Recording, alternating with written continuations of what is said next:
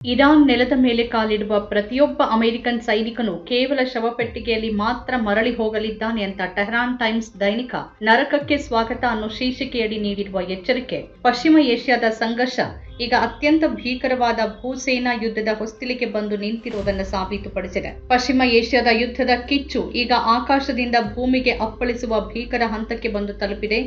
ಈವರೆಗೆ ಕೇವಲ ಕ್ಷಿಪಣಿ ಮತ್ತು ಡ್ರೋನ್ ದಾಳಿಗಳಿಗೆ ಸೀಮಿತವಾಗಿದ್ದ ಈ ಸಂಘರ್ಷ ಈಗ ಅಮೆರಿಕದ ಭೂಸೇನೆಯ ನೇರ ಪ್ರವೇಶದೊಂದಿಗೆ ಮಹಾ ವಿನಾಶದ ಮುನ್ಸೂಚನೆ ನೀಡ್ತಾ ಇದೆ.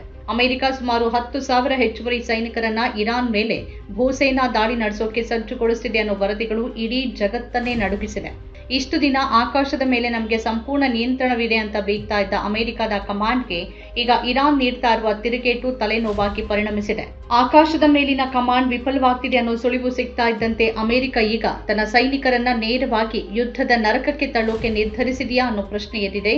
ಇರಾನ್ನ ಪ್ರತಿಕ್ರಿಯೆ ಎಷ್ಟು ತೀವ್ರವಾಗಿದೆ ಅಂದ್ರೆ ಅದು ಕೇವಲ ಮಿಲಿಟರಿ ಬಲದ ಮೇಲೆ ನಿಂತಿಲ್ಲ, ಬದಲಿಗೆ ತನ್ನ ಇಡೀ ರಾಷ್ಟ್ರೀಯತೆಯನ್ನ ಯುದ್ಧದ ಕಿಚ್ಚಾಗಿ ಪರಿವರ್ತಿಸಿದೆ.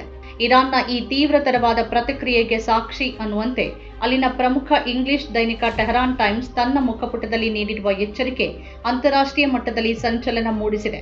ಅಮೆರಿಕದ ಸೈನಿಕರು ಯುದ್ಧ ನೌಕೆ ಏರುತ್ತಿರುವ ಫೋಟೋದ ಮೇಲೆ ನರಕಕ್ಕೆ ಸ್ವಾಗತ ಎಂಬ ದಪ್ಪ ಅಕ್ಷರಗಳ ಶೀರ್ಷಿಕೆ ನೀಡುವ ಮೂಲಕ ಇರಾನ್ ತನ್ನ ಉಗ್ರ ರೂಪವನ್ನು ಪ್ರದರ್ಶಿಸಿದೆ. ಇರಾನ್ ಮಣ್ಣಿನ ಮೇಲೆ ಕಾಲಿಡುವ ಯಾವುದೇ ಅಮೆರಿಕನ್ ಸೈನಿಕ ಮರಳಿ ಹೋಗೋದು ಕೇವಲ ಶವಪೆಟ್ಟಿಗೆಯಲ್ಲಿ ಮಾತ್ರ ಎಂಬ ಈ ದಿನಪತ್ರಿಕೆಯ ಎಚ್ಚರಿಕೆ ಇರಾನ್ನ ಸಾರ್ವಜನಿಕ ಮತ್ತು ಮಿಲಿಟರಿ ವಲಯದಲ್ಲಿ ಎಂತಹ ಆಕ್ರೋಶ ಮನೆ ಮಾಡಿದೆ ಅನ್ನೋದನ್ನು ಸಾಬೀತುಪಡಿಸ್ತಾ ಇದೆ. ಅಮೆರಿಕದ 3,500ಕ್ಕೂ ಹೆಚ್ಚು ಸೈನಿಕರು ಈಗಾಗಲೇ ಸಂಘರ್ಷದ ವಲಯಕ್ಕೆ ಬಂದಿಳಿದಿರೋದು ಇರಾನ್ ಅನ್ನ ಮತ್ತಷ್ಟು ಕೆರಳಿಸಿದೆ.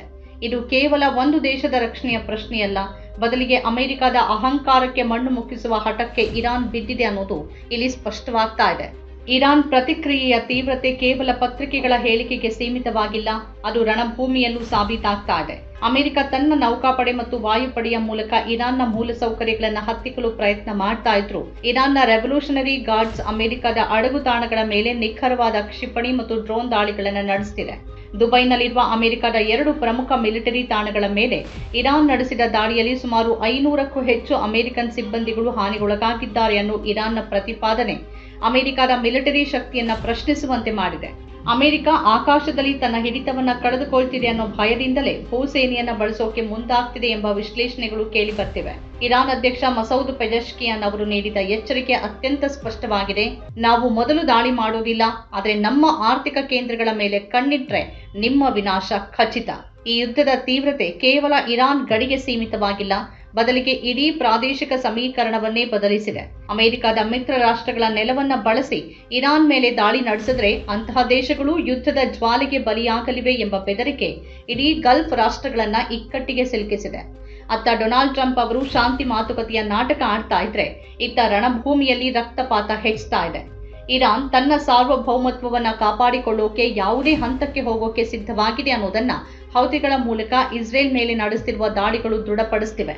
ಆಕಾಶದ ಮೇಲಿನ ಕಮಾಂಡ್ ಸೋಲ್ತಿರುವ ಈ ಸಂದರ್ಭದಲ್ಲಿ ಭೂಸೇನೆಯ ಪ್ರವೇಶ ಯುದ್ಧವನ್ನ ಅನಿವಾರ್ಯವಾಗಿ ಮಾಡಿದೆ. ಇರಾನ್ನ ಪ್ರತಿಕ್ರಿಯೆ ಎಷ್ಟು ಉಗ್ರವಾಗಿದೆ ಅಂದ್ರೆ ಅಮೆರಿಕದ ಪ್ರತಿಯೊಂದು ಹೆಜ್ಜೆಯೂ ಸಾವಿರಾರು ಶವಪೆಟ್ಟಿಗೆಗಳಿಗೆ ದಾರಿಯಾಗಬಹುದು ಅನ್ನೋ ಭೀತಿ ಈಗ ಜಗತ್ತನ್ನ ಕಾಡ್ತಾ ಇದೆ.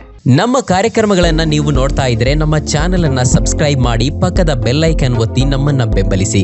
ಹಾಗೆ ನಮ್ಮ ಕಾರ್ಯಕ್ರಮಗಳನ್ನ ಲೈಕ್ ಮಾಡಿ, ಕಮೆಂಟ್ ಮಾಡಿ, ಅದನ್ನ ಬೇರೆಯವರಿಗೂ ವಾಟ್ಸ್ಆಪ್ ಮೂಲಕ ಶೇರ್ ಮಾಡಿ. ನೀವು ಹೀಗೆ ಮಾಡಿದಾಗ ನಮ್ಮ ಚಾನೆಲ್ ಇನ್ನಷ್ಟು ಮತ್ತಷ್ಟು ಜನರಿಗೆ ತಲುಪಲು ನೀವು ನಮ್ಮೊಂದಿಗೆ ಸಹಕರಿಸಿದ ಹಾಗಾಗುತ್ತೆ. ಇದು ನೀವು ಯಾವುದೇ ಖರ್ಚಿಲ್ಲದೆ ಕೆಲವೇ ಸೆಕೆಂಡುಗಳಲ್ಲಿ ನೀಡಬಹುದಾದ ಸಹಕಾರ. ಧನ್ಯವಾದಗಳು.